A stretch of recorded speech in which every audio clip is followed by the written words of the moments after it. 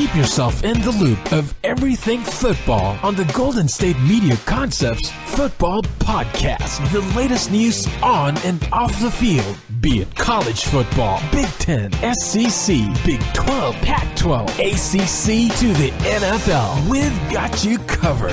Listen to the Golden State Media Concepts Football Podcast.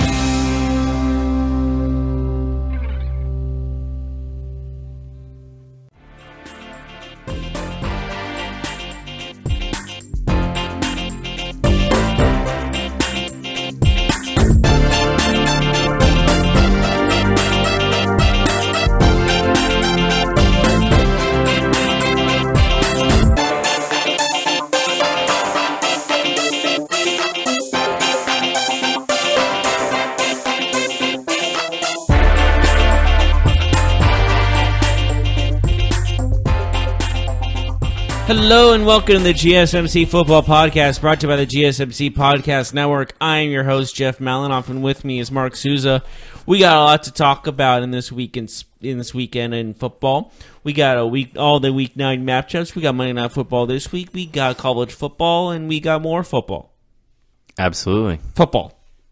Anyways, football. Yeah. Football. Saturday football, Sunday football, Thursday football, Monday football.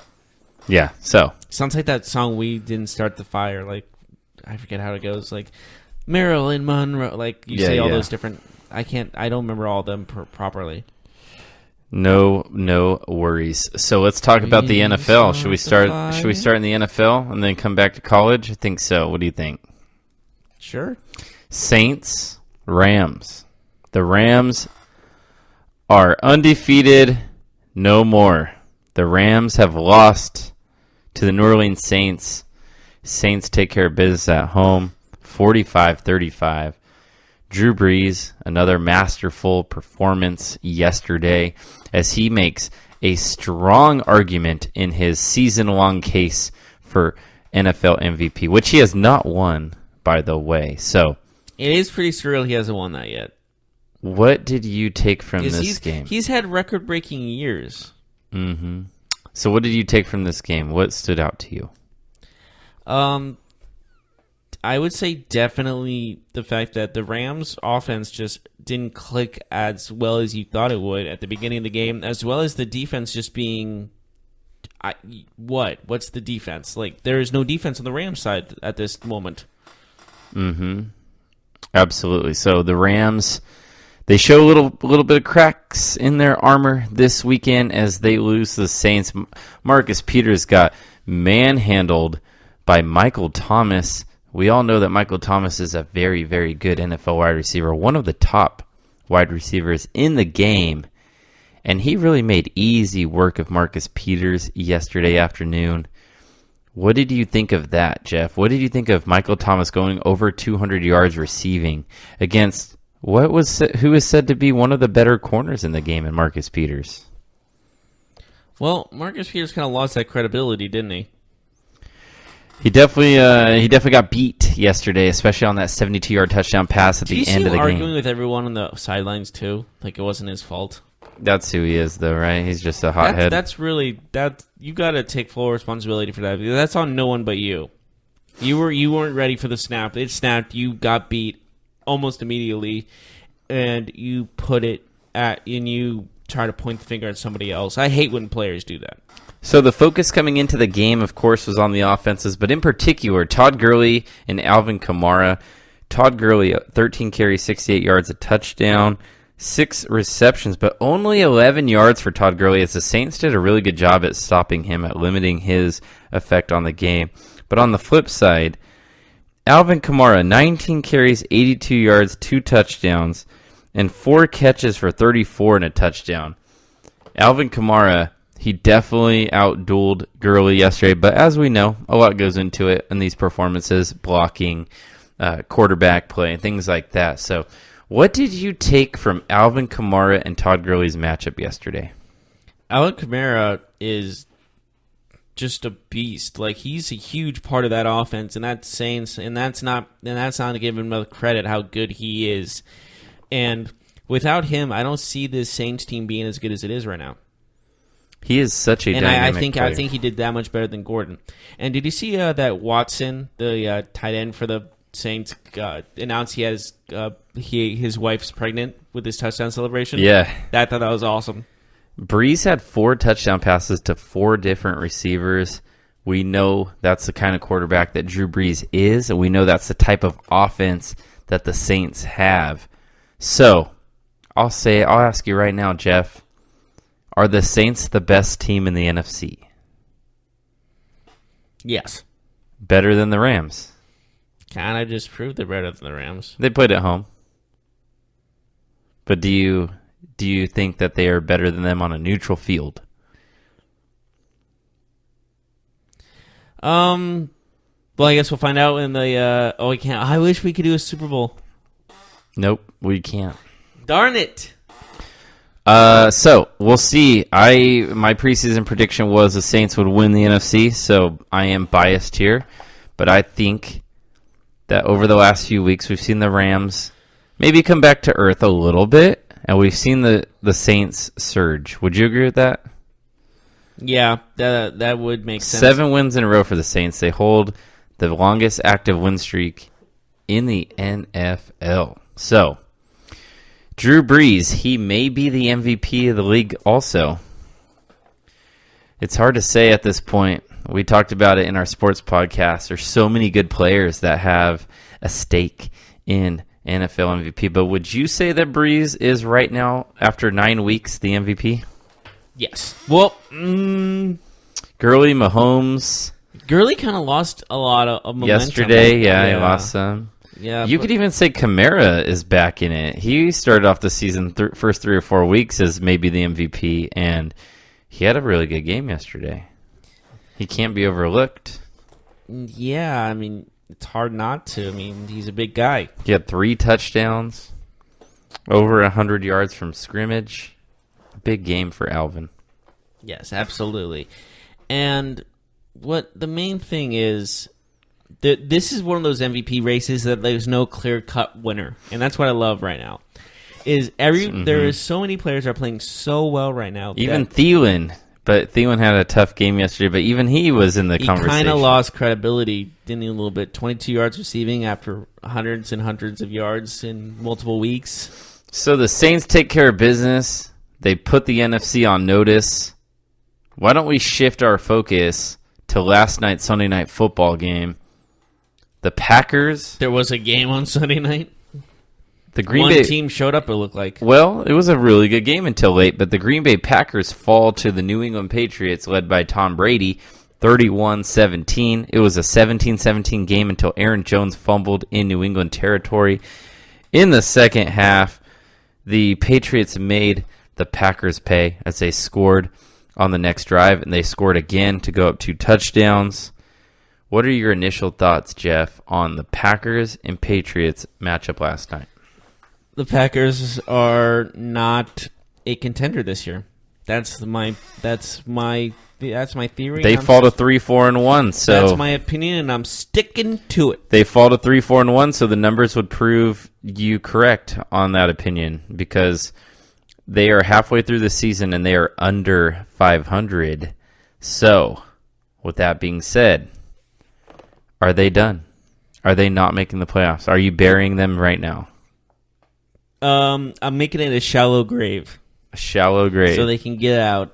So it's not impossible. So you haven't put the dirt back on them yet. You just no. dug. There is some dirt on them, but they have an ability to get out. That's why it's a shallow grave. They'll be able to power their way out if they need to. Oh, well, this is a very disturbing conversation that we have going on now. But see, if you want to bury someone alive and you, I can't finish that sentence. Yeah. Anyways, so hey, if you want to see if they can, no, never mind. The Patriots did a good job last night of hitting Aaron Rodgers. They didn't sack him too many times. He's only sacked twice, but they hit him often. He took some shots in that game. You saw his elbow. You saw him kind of holding his arm. He's starting to get banged up all the time now. And are we at the point? I mean, are we at the point where after the last couple of years that we are now just like you expect him to always be hurt? Because it seems like he's always hobbling or he's always limping. He's always death taxes and him being hurt. He's always like shaking his hand off, like like there's always something going on. So What do you make of that? Well, as long as he plays at a high level, I wouldn't worry about it. Like, unless it affects his play, then I would worry, you know? Yeah, so Aaron Jones, he had a decent game last night, but he had a crucial fumble. Another running back for the Packers who seems to lose it in the most inopportune moments. So, not sure where the Packers go from there if they lose confidence in Aaron Jones at all. But Tom Brady, 294 yards passing. He only had one touchdown as the Patriots ran for 3 touchdowns. What did you think of Tom Brady versus Aaron Rodgers last night? Did you think Brady was decisively better? Yes, I really do. Granted, Brady has the better team around him.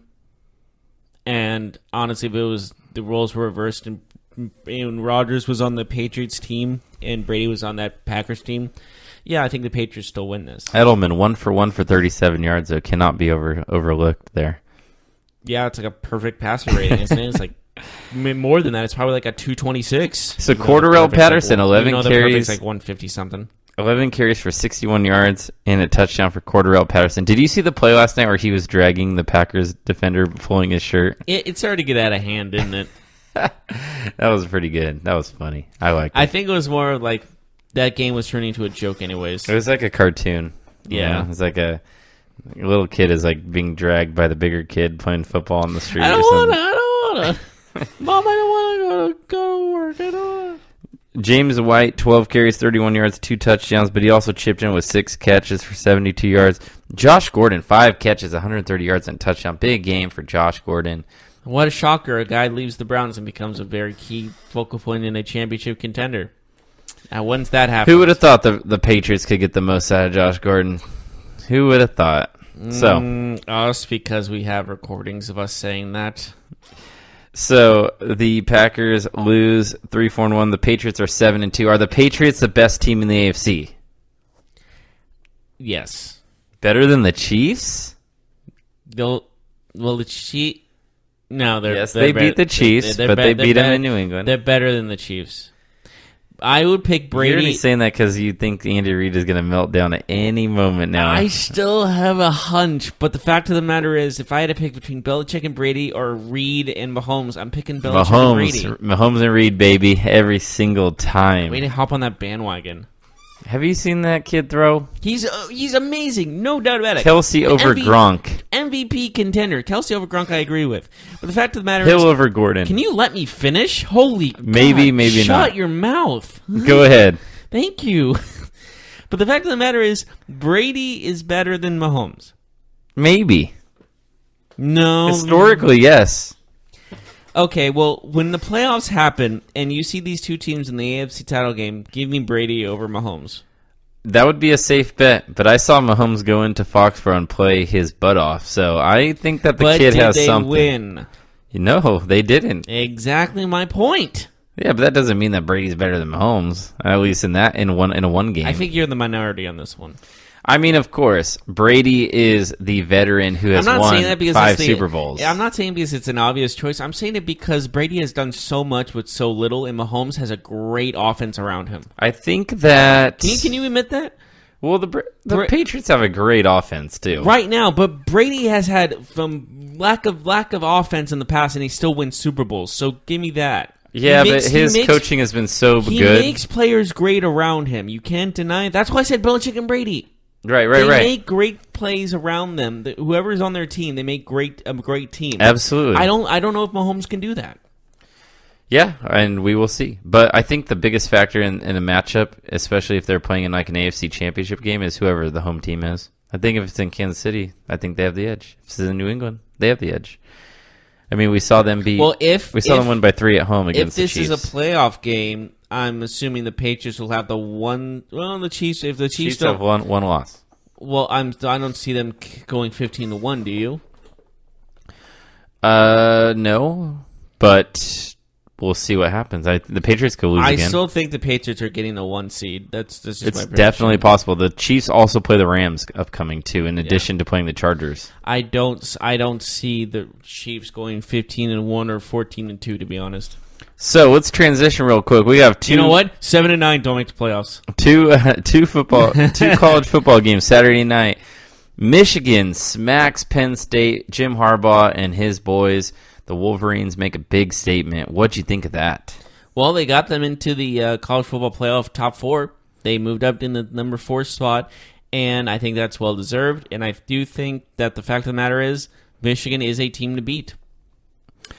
Big win in the Jim Harbaugh era. He is a coach, of course, that has participated in many games, but I think that was one of the biggest wins that I can remember a Jim Harbaugh team winning, just because of the magnitude of the game and how decisive it was. I mean, they really smacked Penn State. They needed this. They needed this statement type of game, and against a great team in Penn State. And I know they've been struggling, but Penn State is still a great team. Good team, but yeah. I absolutely. see. Well, if the playoffs is this between Michigan and Alabama and Clemson and Notre Dame, I can see Michigan beating Notre Dame. Maybe We'll see. Let's talk about it, though. It's gonna be a game. A nice segue is the number 1 team in the country, the Alabama Crimson Tide. They went down to LSU, not Louisville, Louisiana State, and they demolish the Tigers at home, 29-0. Jeff, were you surprised by this Do you scoreline? think some people forget that it's actually Louisiana State because they're so used to LSU? Yeah, probably.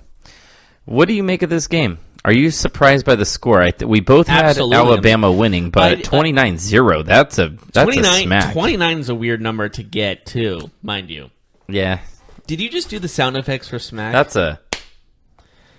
what happened to LSU on Saturday night. They got smacked by Nick they Saban. didn't score a point, and Alabama scored 29, so it shows you that maybe LSU wasn't supposed to be in the college football playoff. Or it shows you that Alabama is just so much better than everybody else, which is probably the real thing, right? I mean, is this the best Alabama? This is the best Alabama team I've seen. I don't remember ever seeing an Alabama team this good. Let me think about That's this. a lot of good Alabama Last year teams. pretty good. The year before that was pretty good. The year before that was pretty good. The year before that was pretty good. Should I continue? No, they've been great every single year, but you could argue, and some people have argued, that this is the best Alabama team that they've ever had. Well, when you see a team this consistently great, not just good, great, it's really hard to tell which one's better than the other. When There are a lot of the every same single players. year they're dominating.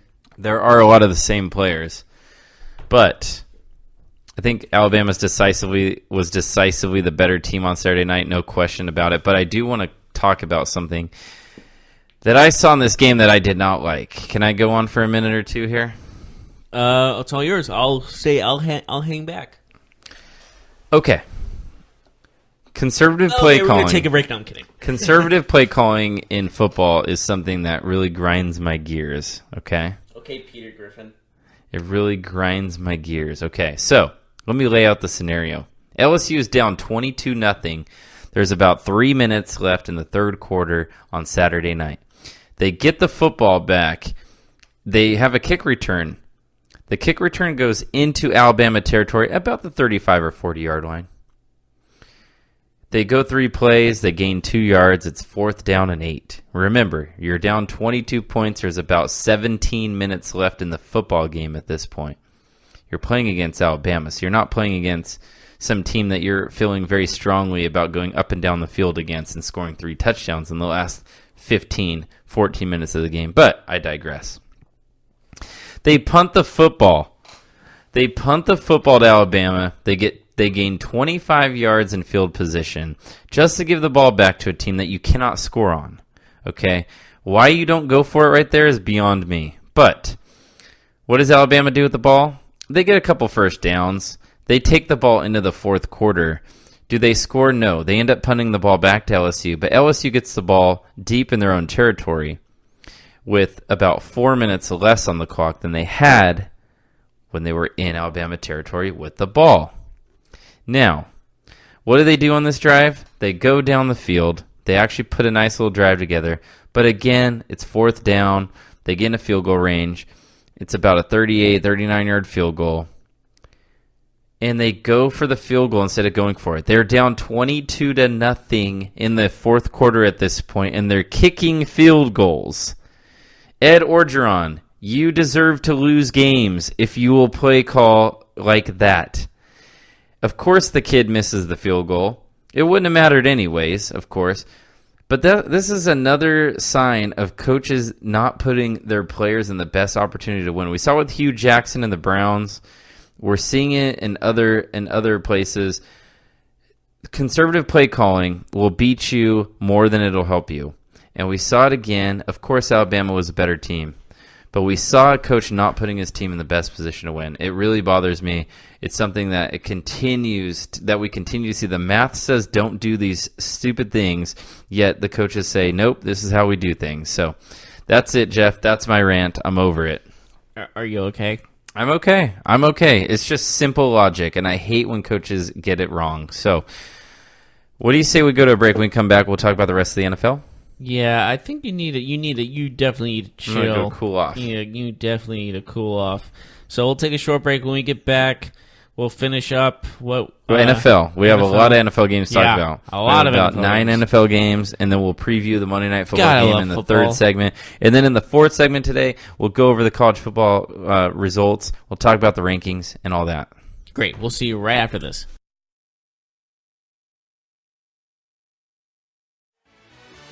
Are you looking for help for your fantasy football team? Check out the GSMC Fantasy Football Podcast. Get today's best advice on who to start, who to sit, even who you should draft. From sleeper picks to red-hot lineups, they got it all covered for you. That's gsmcpodcast.com/fantasy-football-podcast. We'll cover traditional leagues, dynasty, PPR, even IDP leagues. When you need fantasy help, there's just one show to hit up. Don't forget to like them on Facebook and follow them on Twitter. Visit gsmcpodcast.com for more info.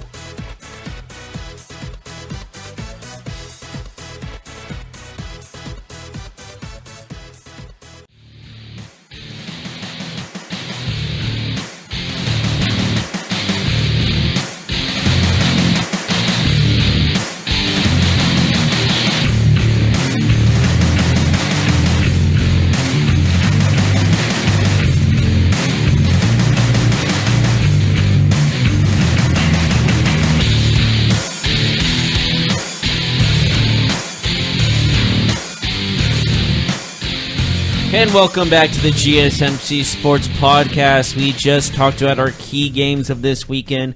LSU, Alabama, Penn State, Michigan, Rams, Saints, Patriots, Packers. And now we're going to the rest of the week in the NFL. And we're going to start off this week 9 with a game between the Chargers and Seahawks. Chargers win this one 25-17. Melvin Gordon had a great game, 16 attempts, 113 yards, and a touchdown. And Phillip Rivers had a great game himself, 2 touchdown passes on his own rights. And the Seahawks lose again. Yeah, Wilson, he threw a pick 6 in the fourth quarter, which put them down 2 touchdowns. They did come back. They had a chance there at the end. Wilson throws it in the end zone to try and get that last touchdown. It gets knocked away. So the Seahawks fall to 4-4. Chargers improved to 6-2. Big win for the Chargers to go on the road in Seattle. It's always tough. One of the toughest places, if not the hardest place to play in the NFL. So big win for Rivers and the Chargers. Do you think that's still the case, even though like a lot of the fans are kind of gone? You know, it's still one of the best home atmospheres by far. Okay. We'll move on then. Houston and Denver. Houston wins this one 19-17. The Denver had the chance to win this game with a field goal and missed the field goal. Mm-hmm. And yes, there was one play I need to talk about is the Philip Lindsay hit. He got hit so hard, he lifted off the ground. Mm-hmm. The man got lifted off the ground. You know how hard you got to be hit to be lifted off the ground like that? He was hung out to dry by Keenum, that's for sure. But Demaryius Thomas gets a win against his former team right away, which is weird that you played the team that just traded you the same week.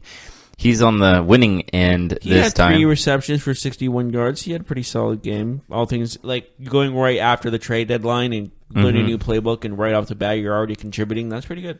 Yeah, absolutely. So the Texans are all of a sudden 6-3, Jeff. So how did this happen again? Their argument to win the AFC South is looking very, very strong. Yeah, absolutely. As bad as the Jaguars are playing, like we're forgetting about them because they're on their bye week. But the fact is, they might not win the. Everyone's like, oh yeah, Jaguars are winning the AFC South. I think the Texans are going to take the AFC South. Oh yeah, Texans were my pick. They're just rolling right now. How about we move to the AFC North though, where that division might be a little clear after this week as the Ravens lose at home to their rival, the Pittsburgh Steelers, 23-16. So Pittsburgh gets a win. They improved to 5-2-1. The Ravens dropped to 4-5. After the game, John Harbaugh spoke with the press, and he had some interesting comments. He was asked about his job security and things like that, and it sounded like for the first time that, maybe his time in Baltimore might be coming to an end, and he might be realizing it. What do you take from that? I think that he knows it's over. It sounds like by end season he's going to be fired. Yeah, the Ravens, I think, need like a new voice. I think it's kind of one of those things where I'm not necessarily saying he's not a good football coach or anything. He's won a Super Bowl with the Ravens, but I don't know if he will be the head coach going forward. We'll see if they make some big changes, too. You could see a guy like Flacco maybe being on his way out, considering they just drafted a quarterback in the first round, Yeah, they did, and I think this is just a new era for the Ravens. They need to move on from this Flacco and Speaking of Harbaugh. new eras, James Conner, another big game, no Le'Veon Bell. The Steelers, they just keep trucking along there. Antonio Brown scored another touchdown yesterday, excuse me. So, what do you see about the Steelers? Do you think that the Steelers can get into that conversation of the Chiefs and the Patriots? Or do you think that they're still decisively behind? I wouldn't say decisively behind, but I would say that they're close. But I don't see them as they can compete with them. You know what I'm saying? Does that make sense to you? Like, it's interesting, too, because when you look at their offense, they're as talented as the Chiefs and the Patriots, in my opinion. Maybe slightly different. There's just another level with the Patriots and Chiefs that just put them above the rest, There's just something different. I'm not sure what it is. It might be quarterback. It might be just talent all around. But the fact that remains, these two teams are just head and shoulders above the rest. And they might be close, all things considered, but I feel like they're still below them. Yeah, let's talk about another team that's quietly 6-2 right now. That's Carolina Panthers. They beat the Bucks 42-28. They were up big early. The Bucks made it very interesting, but the Panthers score late to put the game out of reach.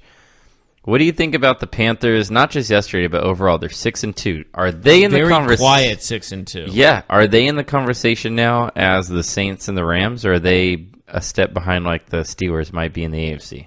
There just seems like to be something that's missing with the Patriots team. I just can't, I don't really know what that is, but I just have this gut feeling that there is something missing with this team that does not put them with the other. Yeah, I mean, I think it's name, right? Like McCaffrey and Newton, but like other than that, their offense, they don't really have big names. They have, Funchess is somebody who's been there, but he's not necessarily an elite receiver. They have other young receivers who are still kind of coming into their own. We don't really know if they're going to be great players in this league or not. I think that's probably what it is. And their defense is okay, is good enough. But they're 6-2. They're winning football games. So yeah, I think it might be their defense. That's just there's no besides the obvious. That big bruiser linebacker. This team doesn't really have an identity on that linebacker side that really puts them over the top, Speaking of teams that are looking for an identity, the Cleveland Browns. They play their first game without their head coach, Hugh Jackson, who was fired this week, and their offensive coordinator, Todd Haley, who was let go. Which needed to be done. The Browns put up a good fight in the first half of this game, but ultimately they fall to the Chiefs 37-21. But it was interesting. They were within a score for most of the first half. What did you take from this game? I think it just you could see that the Browns, even though they lost the coach that everyone said was holding them back, they still need a lot more work to do. Yeah, absolutely. Chiefs again. They win on the road. They're looking good. I'm not sure if they're going to be able to be stopped in the AFC this year. But again, win over the Browns, not the best team to go up against to make a point. But you win by 16 points on the road. I don't care who it is. That's pretty good. That's a good result there. How about we move to a game where I think we both can agree this might have been the most surprising game of the day, Jeff. The Falcons destroy Washington on the road, on grass, something the Falcons do not do often. 38-14, Alex Smith and the Redskins, they were just demolished in this game. What was your take? It just seemed like this game wasn't even a game from the beginning. Matt Ryan was great. 350 yards, 4 touchdowns. It didn't seem like two championship contending teams facing each other. It seemed like a very one-sided affair, and it seemed like the Redskins were not as good as as they were at the beginning of the season. They seemed great going into this game, and then everything just falls apart. So the NFC East is all of a sudden pretty wide open now as the Eagles were on a bye, but now they're only one game behind Washington. The Falcons are 4-4. Jeff, do you think that they're back in the playoff hunt? Being 500 after week 8, I feel like that's still a big hill to climb. Mm-hmm. It's just a tough situation to handle. Well, if you look at it, if you look at the NFC right now, the Falcons, I believe, are in 7th. If you look at the conference, they're tied with Seattle and Philadelphia. So a lot of football left to be played, but at least they've put themselves now in a position where they started off so poorly to at least be in the conversation. How about another team that's in the playoff conversation? The Minnesota Vikings, 24, the Detroit Lions, 9. What was your take from this game? That the Vikings are still a championship contender. Still 10 sacks by that defense. Yeah. The NFC is still stacked compared to the AFC, in my opinion.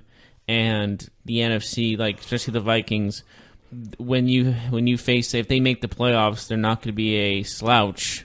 They've had some games they look like slouches. They've had games they look like a very poor team coming off a miracle run, almost Cinderella story-esque, going to almost Super Bowl appearance.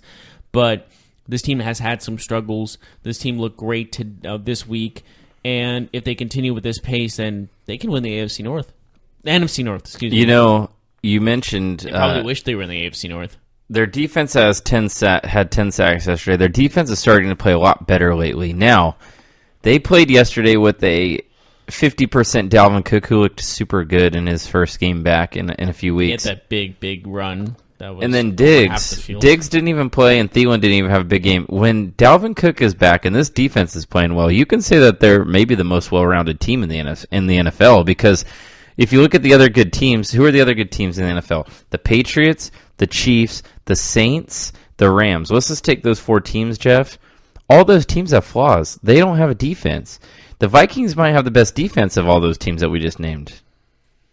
Probably. There's a good point that is the case. Mm-hmm. But the Vikings have had some flaws with their defense, though. But lately, though, they've been really turning on the heat. They've been stepping up the gas, no question about it. Mm-hmm. But you have to look at consistency. If they consistently play this, then yes, absolutely.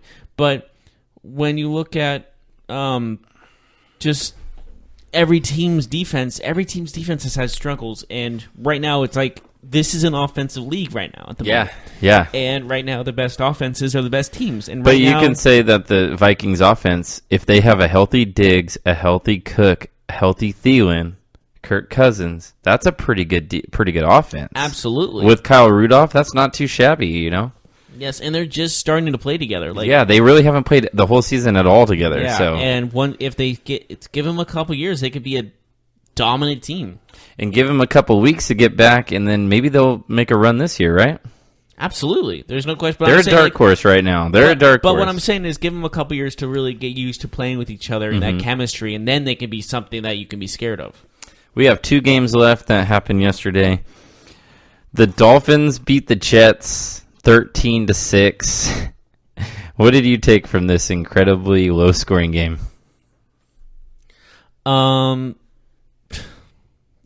Nothing. 4 interceptions. Darnold was really bad. Osweiler was a little less bad. This was a game that nobody wanted to watch, not even the fans of the teams. I have a friend who's a big Dolphins fan, and he didn't even want to watch it, so you're right. Osweiler had 139 yards passing, no touchdowns, no picks. Darnold had 4 picks in this game. He's struggled lately. What do you make of his rookie year so far? We're starting to see these rookie quarterbacks hit a wall. Definitely. Mayfield hasn't been playing too great. Darnold has struggled mightily. Josh Allen was struggling a lot. Josh Rosen has struggled. We're starting to see reality hit. I think their sophomore slumps are coming a little early. Agreed. And which is good for their teams. You want to get those slumps out of the way before you get into the second year if you can. These kids are rookies. They're barely in their 20s. So can we, you know what I mean? Just give them a sec. But I think the most notable thing for Dolphins fans... You gotta be patient. I'm sorry. You just gotta be patient. The most notable thing for Dolphins fans is they popped the champagne yesterday. The 1972 Dolphins popped the champagne as the last unbeaten team in the NFL, the Rams, lose. So you know how those guys are. They get way too happy every year when the last team loses. I kind of want a team to go just undefeated.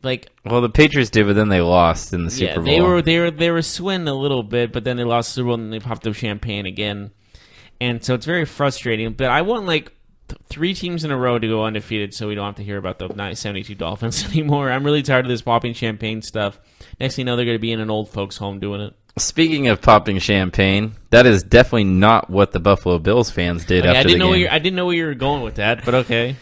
The Bills get crushed by the Bears, and we knew that Nathan Peterman would throw a couple touchdowns yesterday. We knew it was going to happen, and we knew it was going to happen to the other team, right, Jeff? Sure, yeah. Peterman, you can always rely on him. Is Peterman the worst quarterback in the NFL? He's the worst quarterback? No, I didn't mean the NFL, but I meant of all time. He would really have to play shockingly well for a couple games to not be the worst quarterback of all time. He throws picks better than Brett Favre does, and Brett Favre's all-time leader in picks. Nick Mullins is bro, this isn't even that hard. Okay, hold up. I got to stop you there. Nick Mullins played the worst defense in the NFL. Let's see how Nathan Peterman does against the Raiders defense. Then Peterman, it doesn't matter who he plays. He gives up 2 pick sixes a game. He threw 5 picks against the Chargers in 1 half last year. Do you remember that? He gives up at least 1 pick a quarter. He's throwing a pick every 7 throws. Come on, it doesn't matter. I think there's a statistic that says he's the highest percentage per throw to throw a pick than anyone else in NFL history. Yeah, absolutely. He threw the ball 49 times yesterday and threw 3 picks. 3 picks. I'm sorry, but that's actually pretty good for his average. I think he improved his average. How is he in the NFL? But if I was another quarterback, I'd be angry that I'm a free agent. How is this guy? The elephant in the room, Kaepernick? How's he I was not? talking about EJ Manuel. You hear what he said on Instagram? Him too. He went off saying how am I not given these opportunities, but this guy is after again and again and again and again. And I can't blame him. I'd be upset too. He didn't mess up that bad as Peterman does, but Peterman keeps getting chance after chance after chance. Maybe Nathan Peterman's just a big holidays guy. It's the giving season. He gives interceptions. I don't know. Maybe he's just a good guy. He Santa Claus of the NFL? Just, you get or he's Oprah. You get an interception. Let me tell you this. You get an interception. Everybody gets an interception. If you play fantasy football, he's definitely giving out toys for your defenses that you're streaming against. Do you think he has a percentage owned in the in fantasy? I think he's 0% owned. He has to be, right? Oh, yeah. If anybody has him, they deserve every bad thing that comes their way. So, that'll do it for Week 9. But we have one more game this week, and we're going to go to a quick break. I'm sorry we're bashing on Nathan Peterman, but I'm sure he's a great person. I'm sure he's lovely, but the fact of the matter is, you throw in picks, you're going to get talked about negatively on podcasts everywhere. We're not the only ones, guaranteed. Well, good segue, as we're going to take a quick break. When we come back, we have some negative things to say about tonight's Monday Night Football game. We have 2 flawed football teams facing each other. I'm not sure, Jeff, how this game was when they made the schedule at the beginning. They're this is the game that we're going to put on Monday Night Football in Week 9, the Titans and the Cowboys. So we'll talk about that when we come back. Okay, I have something to say about that too, but we'll get that when we come back. Right.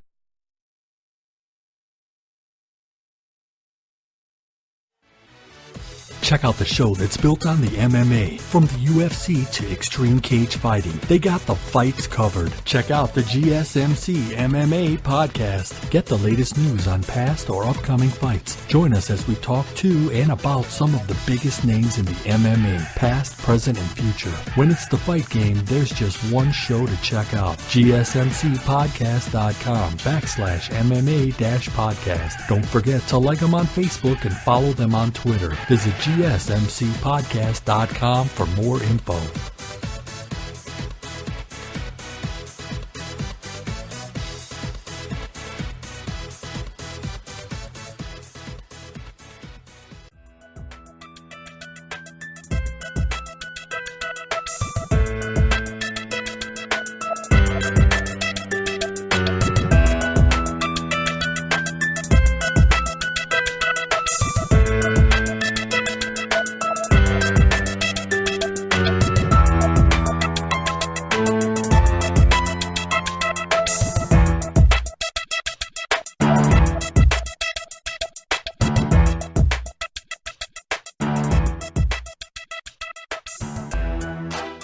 Hello and welcome to the GSMC Football Podcast. We just finished talking about the Week 9 of the NFL, all the results, but we're missing one game, and that's tonight, Monday Night Football. Are you ready for some football? Yes. I'm just ready for next week in football when I see the matchup. It's going to be, don't interrupt me again, is the Tennessee Titans, I see you going after the microphone. The Tennessee Titans versus the Dallas Cowboys in a matchup of teams that play in the NFL. I can't think of anything else to say. In the house that Jerry built. Jerry's World, you mean? Yep.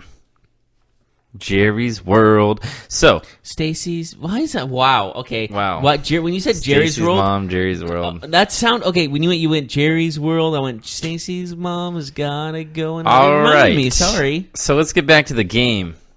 Dak Prescott versus Marcus Mariota. Wow, that's must-see television, ain't it? Two struggling young quarterbacks. When your show is on commercial, tune into that game. You know what I find That's what that is. You know what I find most interesting about this game? The spread. How the heck are the Cowboys favored by 4.5 points? Because they're, I don't know. They can't even score like over 20 They're points. at home. They're at home. That's why. But they don't score very much. You know that Todd Gurley has scored more touchdowns than both of these teams? I know. Probably combined too. Not combined. I know. But both individually, though. But it would have been. It wouldn't surprise me if it was combined. But the fact remains. The fact is. The fact. Give us the facts. Is this game's at home for Dallas, and that's why they're favorite. If this was in Tennessee, they would be the 4-point favorite. You had to put a favorite somehow. Listen to these stats. What is this going to be? 2 safeties, 4-0 game. That's going to be. Mariota has 1,030 yards on the year passing, and Prescott has 1,400. That's like 2.5 games for Goff, Mahomes, Breeze, Brady. 2.5 games. Well, for 1,000, yeah, but for 1,400. I know for sure Mahomes has had a 3-game period where he's thrown for over 1,400 yards for sure. Okay, so that's how it says 350. Okay, that's like four. It's like 450. I might have overstepped. All right, I might have overstepped. Can I take it back? I'm gonna just put 4. I'm not putting his exact number. I'm just gonna put 1,400 divided by, let's say, 3 games. Yeah, he allowed to throw over 466 yards. Yeah. At least 466 yards. Well, I can guarantee you that neither one of these quarterbacks will hit 400 yards tonight. I guarantee it. Actually, if he threw for 466 yards, it'd be 1,398. So he has to throw 468 yards in one of those games. All right, so both teams are 3-4. Jeff, what's beyond the BS, beyond the fun? Do you think that this is a must-win game for both of these teams? I don't see them either of them making the playoffs. So. But if they have a chance, they have to win this game, right? Like if you're like the Cowboys will make the playoffs, but they have to win this game. Like the Titans will make the playoffs, but they have to win this game.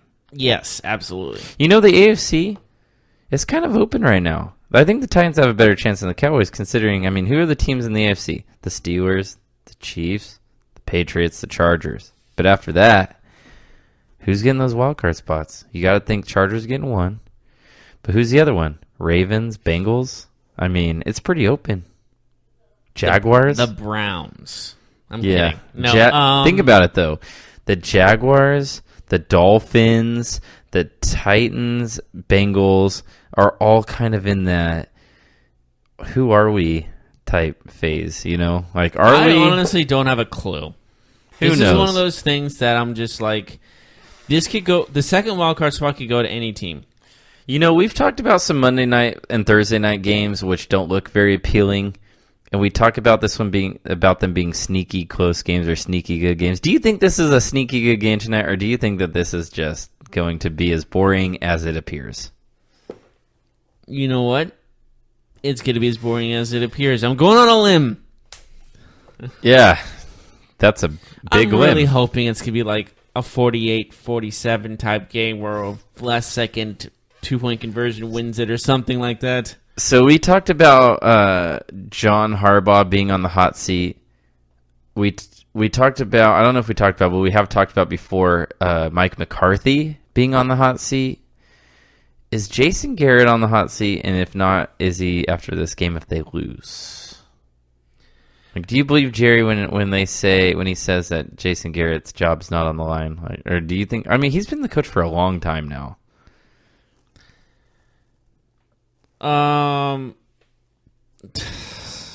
It's been a long time coming, hasn't it? You would think. What, 2011 was he hired? He's one of the longest tenured coaches for sure. He has to be. And he has no success. He's not as long tenured as McCarthy and Harbaugh, but he's got to be in. I mean, think about how many coaches change every year. It's like 5 or 6 every year in the last. But he doesn't win. He doesn't go to the playoffs every year. If he went to the playoffs every year and contended, I would get it.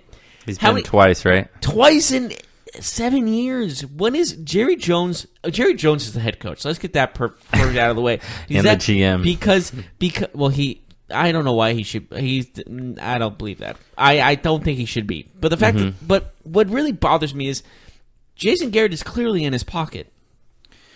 Yeah, we know their situation. But I wanted to ask you this: who has the puppet strings and who's the puppet? I wanted to ask you this.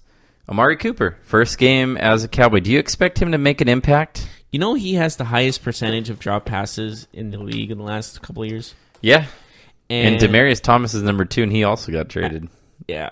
Which is funny. But he's over 1% higher. Cooper So do you think that he makes an impact tonight? He was drafted for a first-round pick, and one was fifth-round pick. So you do the math. Does he make an impact tonight? Or is he kind of pedestrian? He's pedestrian. He does some special hook, like running plays or something like that. Over under 4 catches. Give me 4 catches, exactly.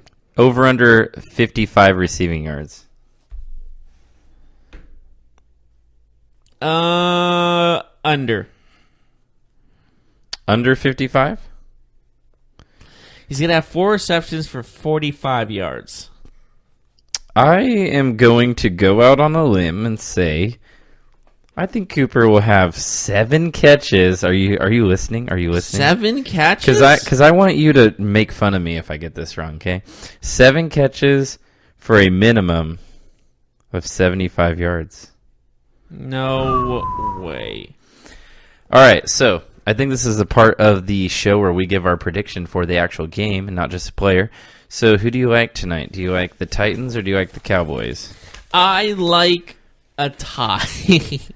You like, I believe you said the Cowboys would win. I said 14-10 Cowboys. 14-10. So Jeff thinks that you should just play video games and not watch this game because 24 points is a boring NFL game. Okay.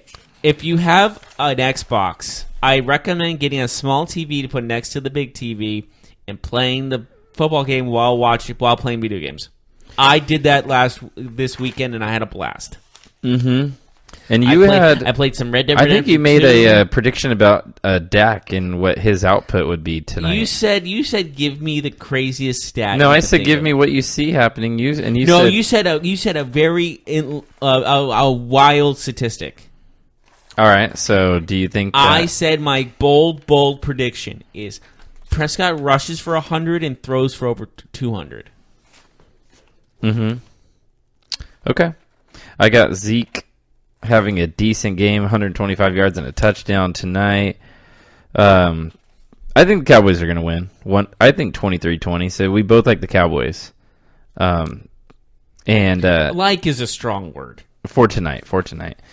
It's just the That's Cowboys still are a at strong home. word. The Cowboys are at home. They've been perfect at home. They've lost every road game, so they're just one of those teams. So how about we go to a quick break and we come back? We'll talk about the rest of college football other than Michigan, Penn State, and LSU, Alabama. We already talked about those games, but there's other notable games, other notable results. As the college football playoff is starting to take shape, we're starting to see some teams fall out of contention. We're starting to see teams make their statements. We'll do that when we come back.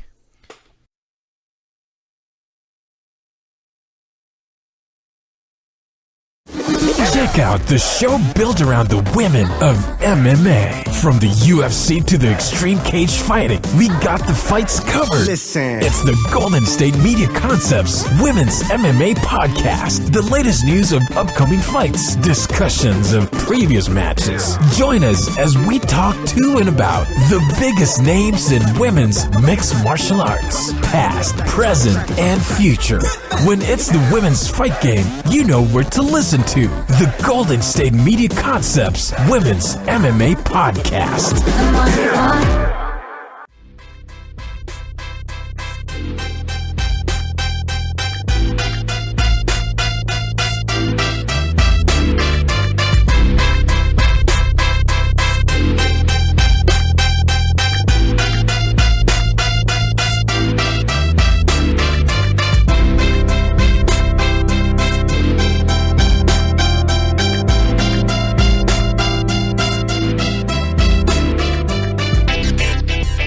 And welcome back to the GSMC Football Podcast. We just finished talking about the Monday Night Football matchup between the Cowboys and the Titans, which is going to be an exciting game, question mark? Yeah, we'll see. Hopefully it will be. I would love to be Spoilers, it won't be. But how about we talk about some of the exciting games that did happen on Saturday? College football, man. This was a really big weekend, wouldn't you say? Absolutely. This was all about college football playoffs and all about bowl game bids and all that good stuff. It was a good weekend in football, though. You had a lot of notable NFL matchups. You had the Saints-Rams, the Packers-Patriots. You had the Steelers-Ravens. There was just a lot of good football. But Saturday, I mean, we saw Georgia and Kentucky. Who would have thought before the year that Kentucky would be in the top 10 in the rankings at any point this year? But that would be no one, sir. They fall to Georgia. Georgia's making a stake now as they are a contender for a national championship, at least for a playoff spot. 34-17, number 6 Georgia over Kentucky. What was your take? I think that Kentucky lost this game to Georgia. They still show that there's something special about this Kentucky football team that no one expected, and I love surprising, especially in the rankings like that. And looking at Kentucky, if they keep this team for next season, if no one goes for the draft or anything, this team is a good contention for another top 10 bid and maybe even a surprising college football playoff bid. Yeah, absolutely. So Georgia staking their claim as a team that should be recognized. Have they moved up in the rankings? They moved up to 6. They were 6, so they didn't move.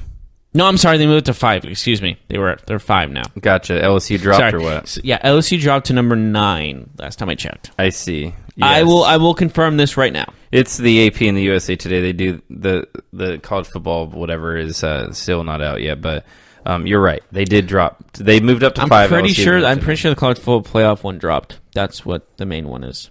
The crucial one. Yeah, so regardless, they're in the top 5 now. They can make some noise. They're waiting for a team to lose, but they still have some good games coming up for them. But the game that I really enjoyed this weekend was that West Virginia Texas game. Did you take a peek at that game? I did. West Virginia on the road. You mean when it ended on a very high note on a last-second 2-point conversion that sealed the win for West Virginia? Yeah, very gutsy to go for 2 right there, especially in college when you know you're getting the same possessions as your opponent. So the AP polls did drop, by the way. And the AP poll, yeah, but the college football playoff or whatever ranking, which is probably going to be roughly the same. Yeah. Georgia is number 5. So I was right on that. Michigan 4, Dame 3, Clemson 2, Bama 1. So what'd you think of that West Virginia choice to go for it for 2? Obviously it worked, but Well, did you it think that it was helps. the right call at the time? Well, you know what? I love a coach that takes risks, and that was a huge risk. Like, what they had? They had nothing to lose. I am always for the aggressive mindset. And West Virginia won big by moving up from that low of a number to number 7. I'm all about the aggressive mindset for college football or for football in general, as I talked about earlier about coaching too conservatively. But in college football, you're guaranteed the same number of possessions as your opponent, so it makes it easier to go to overtime. You know, it makes the choice easier. Do you want to hear who's in the AP top 15 that you never expect? Who? Utah State is number 14 in the nation. Yeah, that's weird. 14, Utah State. I don't think that they've been that high ever. Yeah, Kentucky dropped I know to 12. Utah has been high, but not Utah State. Kentucky is number 12, so they didn't drop that badly, like all things considered. UCF is number 11 now. Oklahoma won too, so they stayed. Oklahoma is at number 6. Wow, they move up by just squeaking by an unranked team. Well, I think it was just like everyone moved up a spot after. Washington State moved up too? Or no? Washington State's number 10 right now. So they dropped. Washington State won and dropped. They beat Cal. Well, that was the college football playoff rankings. They were number 9 or 8. Mm-hmm. So I'm not sure if that was AP as well or not. We'll see what happens. Yeah. Interesting. Washington State does play against, I believe they play against Arizona in the coming weeks. So, is that a big game? Is Arizona good? Arizona has been they've been up and down. They had a potential Heisman candidate in Khalil Tate, but so Notre Dame took care of business. They won against Northwestern. Not a pretty game, an ugly win. They almost lost to Northwestern. It almost was an upset. I don't know if it was almost lost, but it wasn't. It was close at some point. But what about Clemson beating Louisville 77-16? 77 points, Jeff, against a Division I team. They're not playing. Yeah, Louisville's not very good, but it is a Bobby Petrino team. It is a team, that plays in a strong conference. So what do you think of that win? 77 points. Definitely unnecessary, I guess you can say. 77 points. They even had a defensive tackle score a touchdown on a run. But I think the main thing about this is Clemson was making a point. And when I mean point, they wanted to make sure that everyone remembered that they are still a top contender in the college football playoff.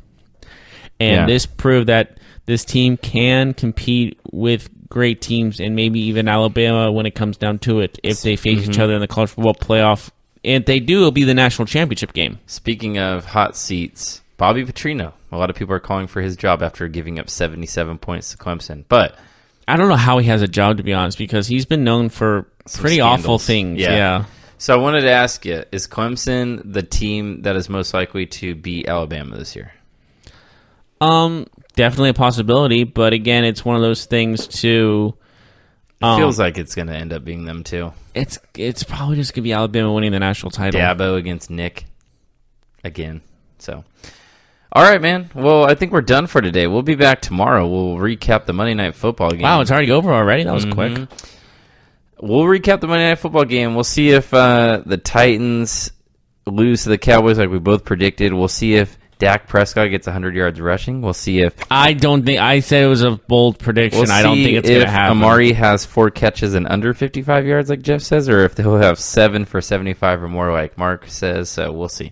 Like Mark said, do you just put yourself in the third person? Mm-hmm. Well, you got to give people... You got to remind them what your name is. So if I said me, they'd be like, oh, who's me? Some guy. Jeff says at Jeff Melman on Twitter if you want to or Instagram, preferably Instagram. Jeff also went 7-4 on his NFL picks. I went 9-2. We both went 3-1 in college, so we did pretty good this last weekend. So you should be listening. If you haven't subscribed already, take a listen to the GSMC podcast. Please, I'm begging you. We also have our fantasy football show coming up in a few minutes here, so make sure to check that out. Some big fantasy games. If you're playing fantasy, you need to listen. So We'll see you there. Well, we would like you to listen. We're not going to make you listen, but you need to do it now. But we would like you to listen. We really appreciate it. You need to do it. You gotta do it nicely. You don't want to force them. If you make them uncomfortable, they won't come here. All right, we're done. All right, we'll see you. We will hopefully see you tomorrow. You've been listening to the Golden State Media Concepts Football Podcast, part of the Golden State Media Concepts Podcast Network. You can find this show and others like it at www.gsmcpodcast.com. Download our podcast on iTunes, Stitcher, SoundCloud, and Google Play. Just type in GSMC to find all the shows from the Golden State Media Concepts Podcast Network, from movies to music, from sports to entertainment, and even weird news. You can also follow us on Twitter and on Facebook. Thank you, and we hope you have enjoyed today's program.